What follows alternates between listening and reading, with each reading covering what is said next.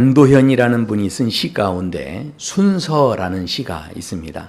그 시를 잠깐 소개해드리면 맨 처음 마당가에 매화가 혼자서 꽃을 피우더니 마을 회관 앞에 산수유 나무가 노란 기침을 해댄다. 그 다음에는 밭둑의 조팝나무가 튜밥처럼 하얀 꽃을 피우고 그 다음에는 제 너머 사과밭 사과나무가 따복따복 꽃을 피우는가 싶더니 사과밭 울타리 탱자꽃이 나도 질세라 핀다. 한 번도 꽃 피는 순서 어긴 적 없이 펑펑 팡팡 봄꽃은 핀다 하는 그런 시입니다. 우리가 계절의 변화가 있을 때 봄에 보면 가장 먼저 이렇게 꽃을 피우는 그런 식물들이 있죠. 그리고 그 봄에 그 시간들이 지남에 따라서 점점 순서를 어기지 않고 정말 그 꽃들이 이제 피어나기 시작합니다. 그런데 봄꽃만 그 순서를 지키는 게 아니라 가을꽃도 그 순서를 지켜서 꽃을 피우게 됩니다. 저는 우리 인생이 그렇다 하는 생각을 해보게 됩니다. 우리가 살면서 얼마나 힘들고 어려운 시간들을 실은 보내고 있습니까? 그러나 낙심하지 않게 되길 소원합니다. 어떤 분은 꽃을 피우는데 매화꽃을 피우는 그런 인생이 있는가 하면 어떤 분은 중년에 꽃이 피는 코스모스 꽃을 연상하는 그런 인생도 있을 수 있다는 거죠. 그런데 또 어떤 사람은 늦가을 노년에 피는 국화꽃 인생이 있을 수 있다라는 겁니다. 그러니까 지금 당장에 내가 꽃 피지 않았다 할지라도 우리가 낙심하지 말고 결국 우리 인생에 꽃필 날을 기대하시면서 인내하고 기다리시면 분명하게 꽃피는 은혜가 있게 될 줄로 믿습니다. 성경에도 보면 요셉이라는 사람이 실은 30세에 그 고생을 하고 30세의 나이에 애굽의 총리의 자리에 오르게 되고 또 많은 사람들을 구원하는 자리에 서게 됩니다. 그런데 그런가 하면 모세라는 사람은 80세의 나이가 됐을 때 그때 이스라엘의 민족을 이끌고 출애굽의 사명을 감당하게 하는 그런 자리에 서게 되어졌다라는 거죠. 다윗은 어떻습니까? 다윗은 소년의 나이였는데 아무도 골리앗 앞에 나설 수가 없었는데 그때 골리앗 앞에 담대히 나서서 이 골리앗을 물리치고 이스라엘 사람들에게 다 칭찬과 존경을 받는 그런 자리에 서게 됐다라는 거죠. 그러나 또 갈렙 같은 경우는 85세의 나이가 됐는데 그때 헤브론 산지가 너무 강력해서 아무도 넘보지 못하는 곳이었는데 그러나 그 노년의 나이에 약속을 기억하면서 이 산지를 내게 주시옵소서 하면서 그 산지를 점령하게 되는 그런 놀라운 은혜가 있었다라는 것입니다. 그러니까 우리 인생 보면 일찍 피는 꽃이 있는가 하면 조금 늦게 피는 꽃도 있다는 겁니다. 하나같이 그 꽃이 아름답다라는 것이죠. 우리에게 정말 다시 한번 우리 인생을 우리가 생각할 때 내가 언제 꽃이 피는가. 어찌됐든 우리의 삶 속에 하나님께서 주시는 그 사명이 있고 또 뜻과 목적이 있기 때문에 우리는 분명히 꽃 피는 인생 될 줄로 믿습니다. 낙심하지 마십시오. 우리 안에 소망이 있습니다. 자, 그런데 아무리 일찍 피고 아무리 늦게 피어도 이 꽃들에게 공통점이 하나가 있습니다. 그게 뭐냐면 지는 때가 있다는 거예요. 그러니까 마지막이 있다는 겁니다. 오늘 우리가 읽었던 본문의 베드로 사도는 우리에게 이렇게 이야기합니다. 만물의 마지막이 가까이 왔으니. 아니 목사님 나는 아직 젊은데 무슨 만물의 마지막입니까? 이렇게 이야기할지 모릅니다. 그러나 이 만물의 마지막이 가까이 왔으니 이 표현을 쓰는데 이 베드로전서 4장의 2절을 보면요. 이런 표현이 나옵니다. 그 후로는 다시 사람의 정욕을 따르지 않고 하나님의 뜻을 따라 육체의 남은 때를 살게 하려 함이라. 그러니까 우리에게 남은 때가 있다는 거예요. 그러니까 이게 만물의 마지막을 우리가 기억해야 하는 이유가 뭐냐면 우리의 남은 때를 더 잘 살기 위해서 우리에게 주어진 남은 때가 얼마일지 다 각자 다릅니다. 그러나 그 남은 때들을 정말 좀 잘 살려면 이 종말의 때를 우리가 잘 실은 이렇게 바르게 이해하고 이 마지막 때에 대한 생각을 바르게 가져야 우리의 남은 때가 복될 수 있다라는 것이죠. 베드로 사도가 오늘 본문을 쓰는 이 편지를 쓰게 되는 이 시기를 보면 AD 64년경에 이제 이 베드로 전서를 이제 기록을 했습니다. 그런데 그 시기를 보면요, 바로 로마의 네로 황제가 기독교인들을 아주 이제 심하게 박해했던 시기하고 이것이 이제 겹쳐지게 되죠. 그러니까 베드로 사도가 지금 이 서신서를 쓸 때 그 서신서를 받아드는 그 성도들의 그 상태가 어떤 상태였냐면, 가지고 있는 집과 논과 뭐 농토 뭐 밭 이런 거 다 뺏기고, 그래서 도망쳐야 되는 그런 삶을 살았던 사람들, 예수 믿는다는 이유 때문에 그래서 지하 무덤을 파고 피신해야 되고, 또 언제 잡혀가서 화형장에 끌려갈지 모르니까, 또 언제 잡혀가서 원형극장의 사자의 밥이 될지 모르기 때문에, 아무도 모르는 그 앞날 때문에 이 사람들이 불안해하고 두려워하면서 우리가 이 순식간에 이 종말의 때가 올 수 있기 때문에, 그래서 사람들이 이 어려운 상황 속에서 신앙을 지켜내고, 그렇게 했던 사람들에게 이 사도 바울이 오늘 이 말씀을 통해서 만물의 마지막이 가까이 왔다라고 권면하고 있는 것은, 지금 사람들의 마음속에 이 종말에 대한 관심이 더 깊어진 거예요. 왜냐하면 핍박이 있다 보니까, 어려움이 있다 보니까, 지금 부활하셔서 승천하신 예수님께서 분명히 다시 오신다고 그랬는데, 지금이라도 당장 오셔가지고 야, 너희들 잘 믿고 있었구나, 믿음 지켰구나, 이제 나하고 함께 올라가자, 아니 그렇게 해주셔야 되는데, 그 정도로 절박한 상황 속에 있었는데, 그러나 예수님은 오신다라고 하는 그런 말씀만 하셨지 실제로 예수님은 오시지 않았다라는 거죠. 그러니 사람들이 어떻게 했겠습니까? 이제 아유, 이건 아닌가 봐 하면서 낙심하게 되고, 어떤 사람은 아유, 지금 오시지 않고 아마 나중에 오시나 봐 하면서 아주 안일하게 생각하는 이제 이런 모습들이 있었다라는 겁니다. 그래서 베드로 사도는 이 남은 때를 생각하지 않고 사는 사람들은 어떤 삶을 사는 모습인지를 3절에서 말씀합니다. 3절을 보시면, 너희가 음란과 정욕과 술 취함과 방탕과 향락과 무법한 우상 숭배를 하여 이방인의 뜻을 따라 행한 것은 지나간 때로 족하도다. 지나간 때로 족하도다. 그러니까 너희가 지금 이제 예수님 믿고 믿음 생활하면서 지나간 때, 너희가 정말 이렇게 살았던 그 모든 때는 지금까지는 족하다. 그러나 이제는 그런 때를 살아서는 안 된다는 거죠. 너희의 남은 때는 그렇게 돼서는 안 된다. 이제 이런 이야기를 하는 거죠. 자, 그런데 뭐가 문제입니까? 내가 그렇게 결심하고 살려고 했더니 주변 사람들이요, 비방한다는 거예요. 함께 그동안에 세상에 취해 살았던 사람들, 실제로 술 친구를 뒀던 분들이 예수님 믿고 나면 또 그 친구가 전화해서 불러내는 거예요. 그래서 어떻게 합니까? 아우, 나 이제 술 끊었다. 그러면 어떻게 하죠? 아유, 왜 그래. 의리가 있지, 너 그러기야? 그러면서 또 불러내는 거죠. 자, 그러면 어떻게 합니까? 그때 마주 앉아서 그래도 너희가 이게 지금 이제 술 끊었으니까 먹진 않겠다고 그러면 너 변했구나, 의리 없구나, 막 그러면서 이제 친구들이 이야기하는 거죠. 그러다가도 안 되면 어떻게 합니까? 야, 너 혼자 잘 먹고 잘 살아라. 내가 얼마나 네가 잘 사나 보자. 뭐 이런 식으로 이제는 비방을 들을 수 있다라는 겁니다. 그러니까 그런 여러 가지 어려움이 있지만, 그러나 오늘 말씀에서 뭐라고 하냐면 5절 이후의 말씀은요, 예수님께서 결국은 다시 오시는데 모든 걸 사실대로 고하라. 이 말은 결국은 모든 상황들을 예수님께서 다 알고 계신다는 거예요. 그렇기 때문에 너희가 끝까지 뭐 해야 된다는 거죠? 포기하지 말라는 거예요. 낙심하지 말고요, 절대로 안일하게 생각해서는 안 된다, 그런 이야기입니다. 그렇기 때문에 만물의 마지막이 가까웠으니, 이제 이렇게 말씀이 시작이 됩니다. 우리가 종말의 때를 준비해야 한다는 것이죠. 자, 그렇다면 생각해 보시죠. 지금은 이 베드로 사도가 있었던 때와 같이 종교적인 박해가 있는 그런 시대는 아닙니다. 그래서 어떤 의미에서는 이 말씀이 그렇게 우리의 마음에 안 와닿을 수도 있죠. 그러나 그때와 같이 박해는 없지만, 그러나 지금 이 시대가 너무 급변하고 있기 때문에 AI가 이제 그 시대가 됐다라고 하면서 많은 사람들이 그동안 안정적으로 생각했던 직장들을 잃어버리는데, 지금 미국 사회에서는요, 이 AI 때문에요, 많은 사람들이 실제로 이 대량 해고 사태를 지금 경험하고 있다고 합니다.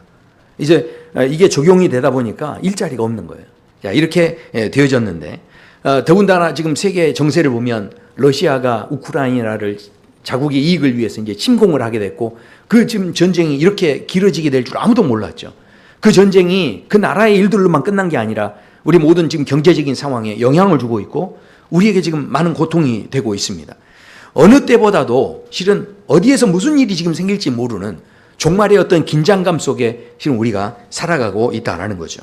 자, 그런데 너무너무 흥미로운 것은요, 이 AI 시대가 도래함으로 인하여서 미국 사회에 정말 많은 사람들이 일자리를 잃었다라고 하는데, 통계적으로 보니까 진짜 놀라운 일이 생겼는데, 이 미국 사회 안에요, 더 많은 일자리가 생겼다는 거예요.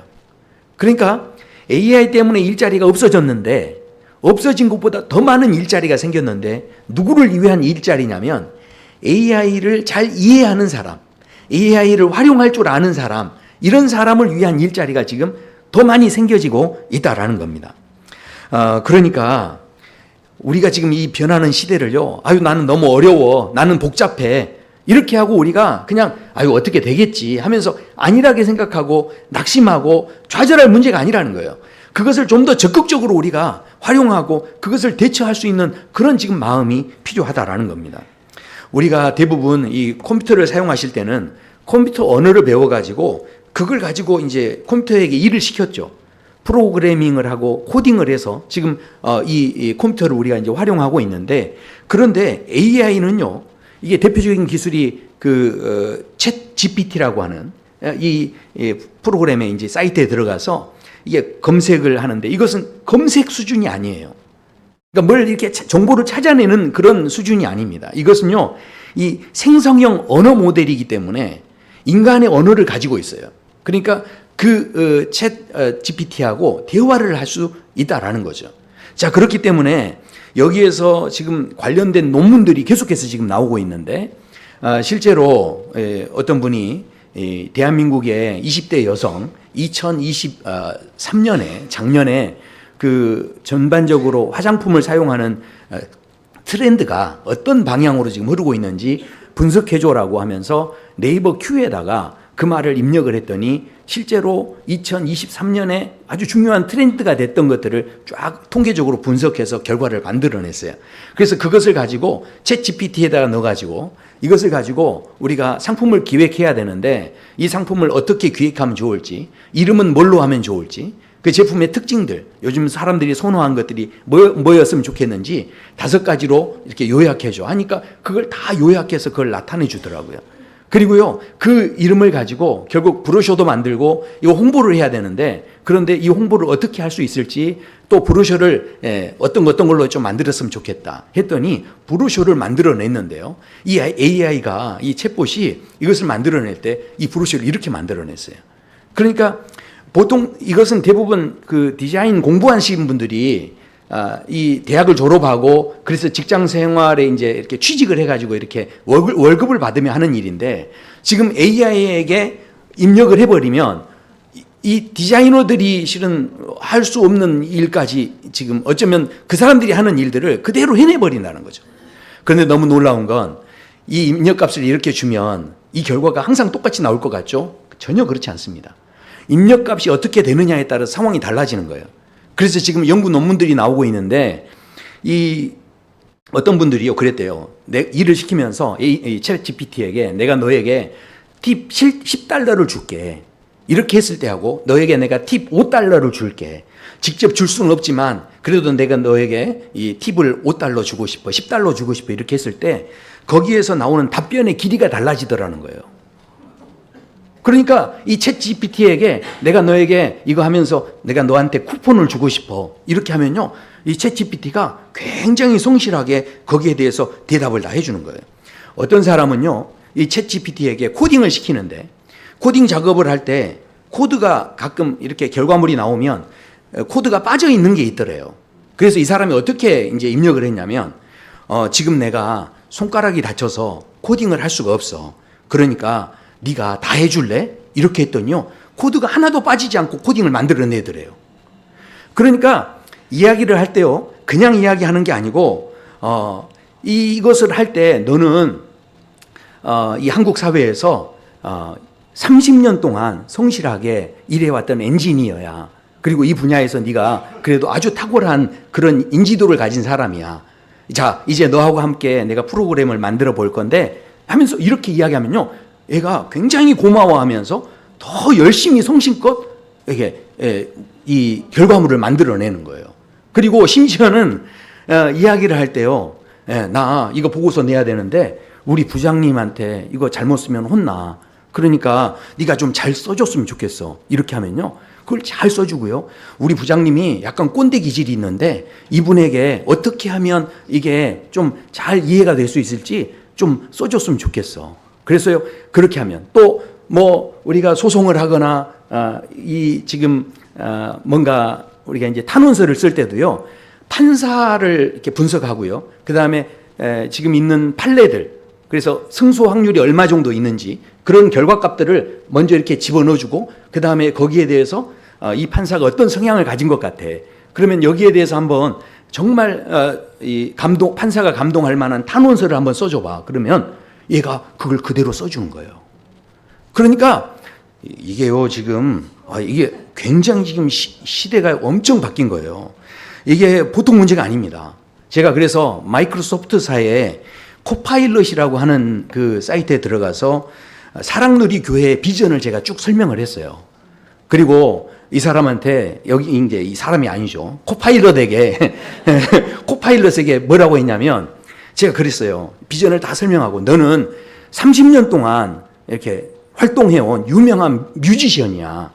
너는 그래서 음악 활동을 정말 이렇게 그동안 잘했던 잘했었는데, 그런데 우리 교회에 로고송이 필요한데 활기찬 로고송을 하나 만들어줘. 그러면서 제가 정말 잘 부탁해. 그러면서 이제 그렇게 입력값을 줬더니 애가 우리 교회 로고송을 만들어줬어요.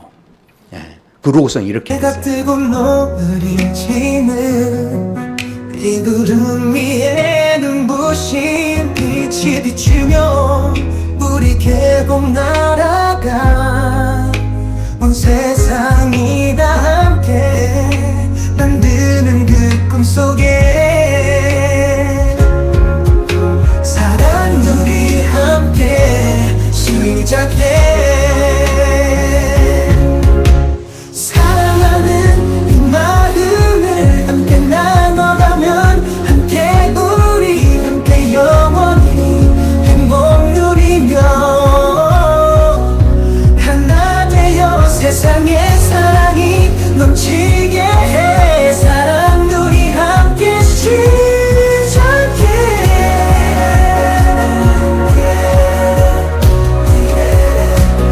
너무 놀랍죠? 근데 제가 이걸 이렇게 보면서 제 마음에 이게 별로 안 드는 거예요. 왜냐하면 우리 사랑누리 비전은 예수님, 성령님이 다 들어가야 되는데, 그래서 제가 챗GPT한테 어떻게 이야기했냐면, 야, 너무 고맙다. 너 정말 너무너무 훌륭하다. 그러면서 제가 칭찬을 막 해줬어요. 그랬더니 얘가 뭐라고 하냐면, 당신의 따뜻한 칭찬을 들으니 감사합니다. 이러더라고요. 그래서 제가 그 다음에 나는 그런데 여기에 예수님하고 성령님이 이렇게 들어갔으면 좋겠어. 그래서 너한테 다시 좀 부탁해도 될까? 그러면서 이제 했더니 얘가 또 만들어줬어요. 그래서 또 이렇게 됐어요. 예수님 찬양합니다. 성령님 우리를 축복합니다. 사랑 우리 교회 모두 함께 주님의 이름 높이 찬양하래요. 놀라서 하나님과 우리들의 사랑 영광과 찬양을 드리세. 주님의 이름 높이 노래하며 문 없는 하늘의 나라로 가며.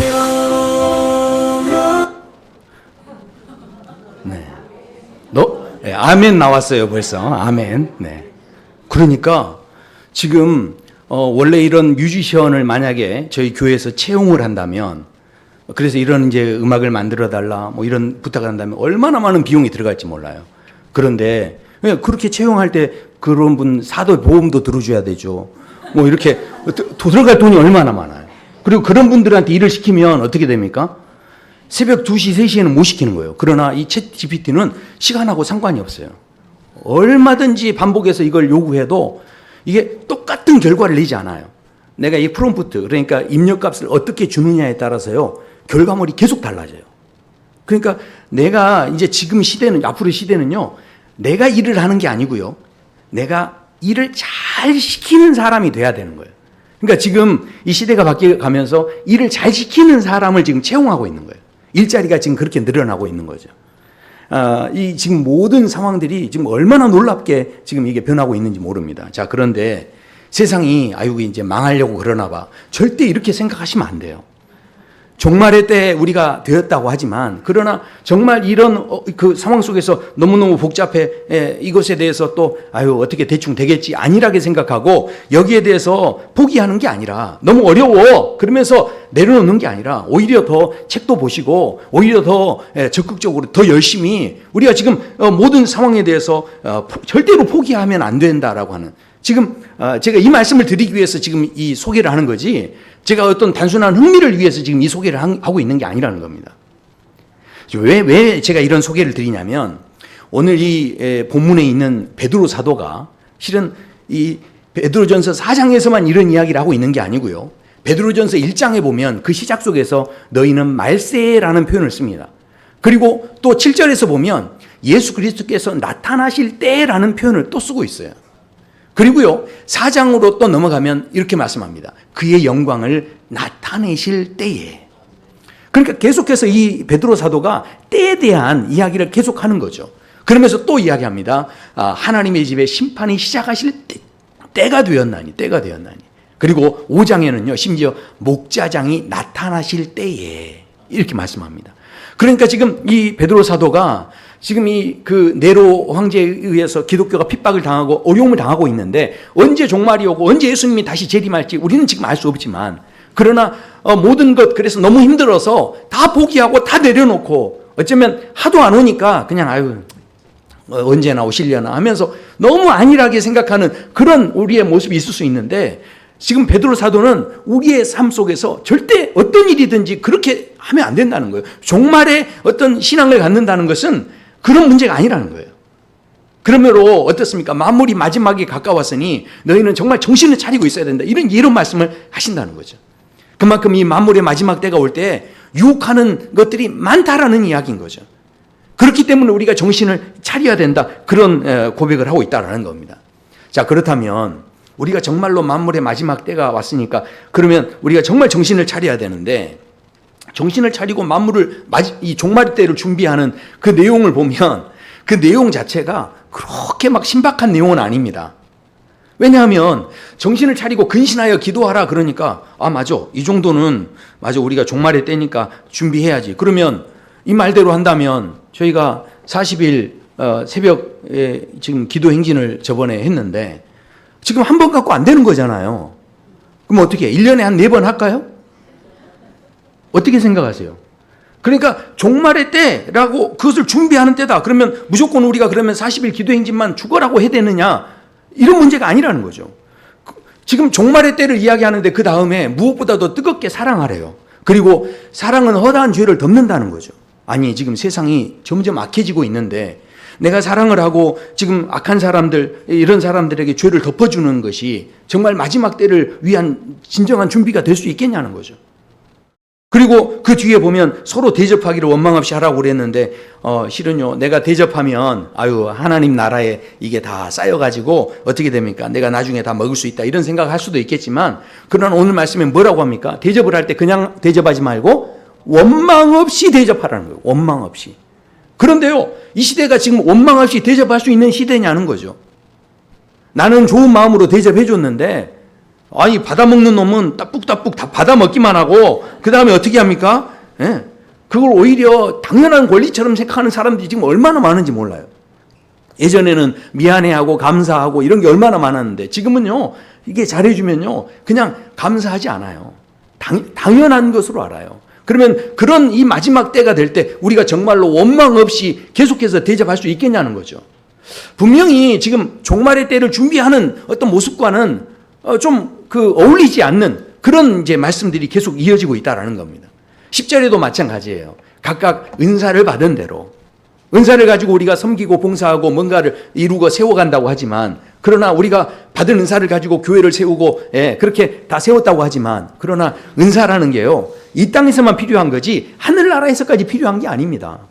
그렇다면 결국은 이 땅의 모든 것, 어떤 것을 우리가 세웠다 할지라도 그것을 가지고 종말의 때 하나님의 나라에 가지고 갈 수 있는 건 아무것도 없다라는 이야기죠. 그렇다면 지금 종말의 때와는 뭔가 좀 어울리지 않는 것 같은 이야기를 지금 계속하고 있는데, 깨어있고 준비해야 된다라고 했는데, 그럼 도대체 이게 무슨 이야기냐는 거죠. 그런데 11절에 보면 아주 중요한 이야기를 이제 하게 됩니다. 11절에 이렇게 말씀합니다. 만일 누가 말하려면 하나님의 말씀을 하는 것 같이 하고, 누가 봉사하려면 하나님의 공급하시는 힘으로 하는 것 같이 하라. 그렇게 말씀하죠. 그러니까 봉사를 할 때, 말을 할 때요, 내 힘으로 하지 말고 마치 하나님이 하시는 것처럼 그렇게 하라는 이야기예요. 그러니까 이게 무슨 이야기입니까? 내가 봉사할 때 자꾸 그렇게 하나님이 말하는 것처럼 하려고 하면 그 말 속에서 뭘 느끼겠습니까? 하나님이 이렇게 함께 해주셨네? 이걸 느끼겠죠. 그걸 막 깨닫게 되겠죠. 그것이 바로 누구에게 영광이 되냐면 하나님께 영광이 된다는 거예요.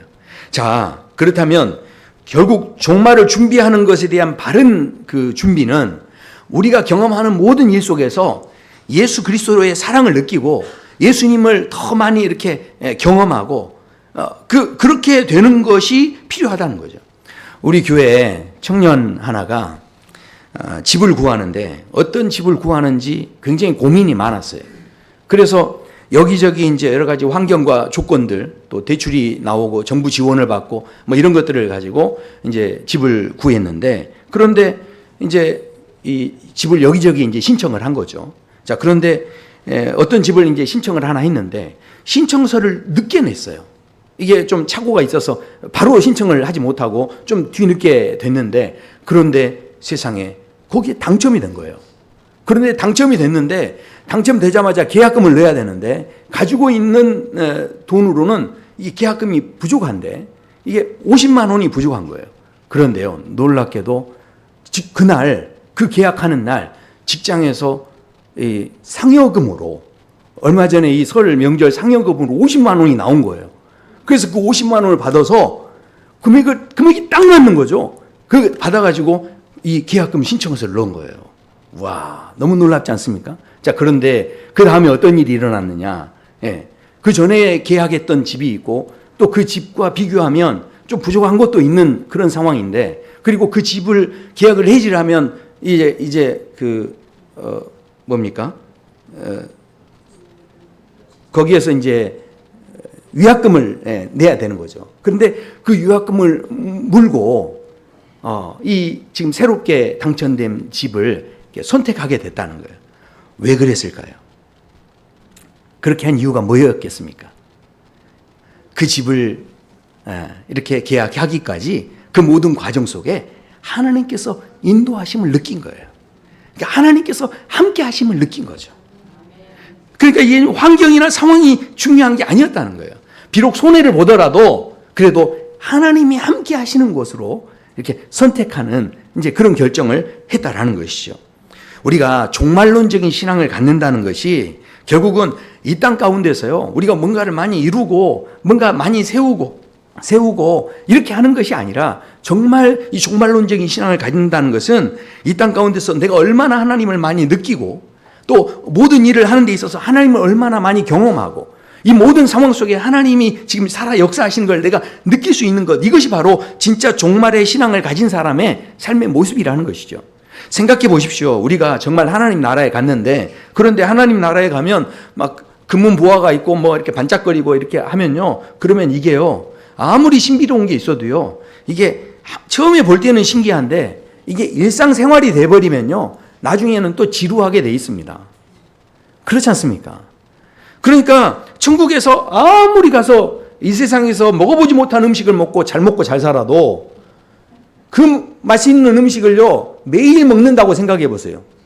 그럼 그게 일상이 돼버리면요, 이게 또 지루해지는 거예요. 그런데 진짜 천국에서 그 하나님 나라가 진짜 하나님 나라가 되려면, 그러면요, 하나님을 진짜 사랑하셔야 되는 거죠. 그러니까 하나님이 내가 느껴져야 되는 거죠. 천국에 간다고 해서 무조건 내가 기쁨의 삶을 사는 게 아니고요. 실은 그곳에서 내가 늘 하나님을 대면하고 하나님을 만나는데 하나님 만나는 게 불편하지 않고 하나님 만나는 게 낯설지 않고 그렇게 해서 하나님이 막 기다려지고 보고 싶어지고 막 이런 마음이 있어야 그것이 천국 아니겠습니까? 그러니까 종말의 신앙을 준비한다는 게 뭐냐는 거예요. 우리의 남은 때의 삶을 산다는 것이 우리가 지금 뭐냐는 거죠. 세상은 복잡해지고 있고 지금 너무 발전하고 있는데 이런 상황 속에서 우리가 끝까지 낙심하지 않고 포기하지 않아야 돼. 우리가 지금 이 땅에서 도대체 어떻게 살아야 되겠냐는 것이죠. 그래서 이 종말의 신앙은 바로 그렇게 모든 우리가 경험하는 일 속에서 하나님을 자꾸 이렇게 경험하는 거예요. 자, 그래서 실은 이 베드로전서 4장 1절에서 이런 말씀이 시작이 됩니다. 그리스도께서 이미 육체의 고난을 받으셨으니, 그러니까 우리의 모든 육체의 고난, 죄의 문제들을 이미 예수님이 다 짊어지셨다는 거예요. 그렇기 때문에 우리가 해야 할 일이 뭡니까? 우리는 다 죄 사함을 받았으니까 아무것도 안 해도 된다가 아니라 어떻다는 겁니까? 너희도 같은 마음으로 갑옷을 삼으라. 무슨 이야기입니까? 우리가 당하는 모든 일 속에 내가 하는 게 아니고요. 어떻다는 겁니까? 거기에 그 일을 통해서 예수님을 또 느끼는 거예요. 그리고 어떤 일을 해나갈 때 나 혼자 하지 않고 예수님과 어떻게 됐든 함께 하는 거죠. 그러니까 음식을 만들 때도 나 혼자 만드는 게 아니라 예수님과 함께 대화하시면서 만드시는 거예요. 그러니까 그렇게 우리가 이 땅의 모든 일 속에서 정말 내가 예수님을 가깝게 느끼고 있냐는 거예요. 그래서 베드로 사도가 이야기하는 겁니다. 만물의 마지막에 가까웠으니. 그러면서 뭐라고 합니까? 근신하며 기도하라는 거예요. 그러면 그런 기도가 되려면 어떻게 해야 됩니까? 수요 예배 나오셔야 되고요. 금요 예배 나오셔야 되고요. 새벽 예배도 나오셔야 됩니다. 그 다음에 뜨겁게 사랑하래요. 그리고 그 사랑으로 허물과 죄도 허다한 죄를 덮어주래요. 그러려면 어떻게 해야 되죠? 수요 예배 나와야 되고요. 금요 예배 나와야 되고요. 새벽 예배 나와야 된다니까요. 서로 대접하는데 원망 없이 하려면 어떻게 하셔야 됩니까? 수요 예배 나와야 되고요. 금요 예배 나와야 되고요. 새벽 예배 나와야 된다니까요. 하나님의 여러 가지 그 은혜를 받은 선한 청지기로 내가 그렇게 서로 봉사하려면 어떻게 하셔야 돼요? 수요 예배 나와야 되고요. 금요 예배 나와야 되고요. 새벽 예배 나와야 된다니까요. 제가 우리 성도님들 보면 요즘에 너무 힘드셔가지고 너무너무 어려우셔가지고 또 직장에서 일하시고 너무 피곤하셔가지고 교회 나오셔도 이렇게 졸 수밖에 없는 그런 상황에, 그래서 너무너무 어려운 거 알고요. 요즘에 뭐 코로나 이후에 이게 병에 걸리면 이게 다 그냥 골골 하셔가지고 이게 제대로 일어나지 못하고 그냥 너무 아프셔가지고 제가 못 나오는 거 제가 다 압니다. 그 심정을 제가 이해 못하는 거 아니에요. 그래서 제가 언제 한번 이렇게 맨날 수요예배 뭐 금요예배 이렇게 나오라는 이야기 제가 한 번이라도 한 적이 있습니까? 이런 말 안 했잖아요. 그리고 오늘은 제가 작심하고 하는 거예요, 지금. 근데 지금 생각해 보셔야 돼요. 지금 우리 교회가 지금, 이거 어떻게 될려나 모르겠어요, 지금. 생각해 보셔야 돼요. 종말의 때에 우리가 지금 예배 자리에 제가 나와야 된다는 이야기는 제가 지금 그 예배 자리를 막 지켜가지고 횟수를 채워가지고 하늘에 상급을 쌓자 그런 이야기가 아니라 정말 우리가 꼭 예배 못 나오더라도 정말로 하루의 말씀으로 시작하지 않으면요. 하루에 감당하는 우리 모든 일 속에서 하나님을 정말 느낄 수 있다고요? 아닙니다. 그건 자기 합리화예요. 그냥 갖다가 하나님 붙이는 것 뿐입니다. 정말 하나님을 느끼려면 정말 말씀이 있어야 되죠. 내가 듣는 말씀이 있어야 되고 내가 사모하는 말씀이 있어야 되고 그 말씀을 가지고 있을 때 그때 하나님께서 그래서 오늘 아침에 이런 말씀을 주셨구나 이런 도전이 있어야 된다는 거죠. 제가 지금 현장에 무조건 다 나와라 지금 제가 그래서 상급을 만들어라 이런 이야기가 절대 아닙니다. 우리의 모든 삶 속에 정말 하나님을 느낄 수 있지 못하면 천국에 가서 하나님이 낯설어 보인다니까요. 종말의 때를 준비한다는 것. 우리가 지금 여러 가지 어려운 이 상황들을 제가 이해 못하는 게 아니에요. 정말 어렵죠. 지금 얼마나 실은 어려우냐면 제가 그 책을 봤는데 김세별이라고 하는 분이 계세요. 남자분이신데 이분이 20대 초반에 자기 그 친구가 죽었어요. 그래서 그 장례식을 보는데 장례 지도사가 얼마나 정성스럽게 그 친구를 보듬어서 안아서 그렇게 해주는지 그게 너무 감동을 받고 이분이 자기도 장례 지도사의 이제 길로 가겠다고 발을 들여놨어요. 그런데 그 일들을 감당하는데 어느 날 한 유족에게 전화가 왔는데 자기 부모님이 돌아가셨는데 너무 가슴이 아파서 이 그 유품을 정리하기가 어렵다는 거예요. 좀 도와달라고 하는 거예요. 그러니까 이분이 가서 그것을 도와주는데 유품 정리를 하는데요. 그런데 너무너무 눈물이 났다는 거예요. 왜냐하면 그 눈물 나는 일이 너무 많더래요. 근데 나중에 이제 유품을 정리할 때 한 가지 사건을 이제 소개를 하는데 겨울에 반지하방에서 50대 남성분이 돌아가신 거예요. 생각해 보니까 제가 50대더라고요. 네. 근데 이제 의뢰를 받고 나가서 현장에 나가가지고 유품 정리사로 일하기 때문에 유품을 이제 정리를 해주는데, 그런데 노트 하나가 발견이 됐는데 그 노트를 이렇게 탁 펴서 보니까 죽기 전에 하고 싶은 일 10가지 이렇게 써 있더래요. 그리고 그 첫 번째 뭐가 되어 있냐면 TV에 소개된 맛집 가보기, 그리고 친구들에게 연락해서 목소리 듣기, 그리고 마지막에는요 시집 가는 딸아이 눈에 담기 이렇게 되어 있더래요. 그래서 나중에 가족하고 연락을 하는데 세상에 가족이요 외동딸 하나 있는 거예요. 근데 그 외동딸이 어디 있었냐면 독일에서 유학 중이에요. 그러니까 이 아버지가 이 딸에게, 이 아버지가 실은 간암이었는데 그 딸에게 이걸 알리질 않은 거예요. 그리고 자기만 알고 있다가 그래서 그냥 숨을 거두게 된 거죠. 유품을 정리하면서 이분이 생각하는데 외롭게 죽어간 사람들의 공통점이 있더래요. 그게 뭐냐면 대부분 막 경제적인 어려움에 처하거나 이렇게 실은 이 뭐 여러 가지 그런 힘든 거 이렇게 생각하시지만, 그러나 그 외롭게 죽어가는 많은 사람들이요 다 같이 그 품에다가 발견된 게 뭐냐면 사진이라든가 쪽지가 발견되더래요. 무슨 이야기입니까? 그만큼 사람이 그리웠다는 거죠. 그러니까 혼자 그냥 그렇게 싸질러 앉고 그냥 이렇게 죽어가는 거예요. 그 사람들에게 위로의 말 한마디가 실은 필요한 건데 그 위로의 말 한마디가 건네지질 못했다라는 거죠. 그래서 이분이 유품을 정리하면서 이분 나름대로 우리 인생이 아름다운 마무리가 되려면 어떻게 해야 되겠느냐 하면서 이분이 이제 이 책 가운데서 이 소개를 해요. 7가지를 소개하는데 뭐 7가지 제가 다 뭐 이렇게 아주 중요한 뭐 말들이지만 마지막에 결국 마지막에 남는 것은 사랑했던 사람과의 추억입니다. 아름다운 추억을 많이 남기세요. 그렇게 돼 있었어요. 그러니까 생각해 보십시오. 지금 우리가 아무리 대단하게 실은 이 땅에서 살아간다 할지라도요, 결국 우리 모두가 마지막 때의 종말, 개인적으로 우리가 종말을 다 맞이하죠. 언제 우리가 숨이 거두어질지 모릅니다. 그런데 그 숨이 거두어질 때 아무리 내가 많은 걸 쌓아놨어도 가지고 갈 수 있는 건 아무것도 없어요. 그러나 우리 안에서 만들어진 이 추억만큼은 누구도 뺏어갈 수 없는 거죠. 결국 우리가 종말의 때를 사는 신앙의 삶이라는 게 무엇입니까?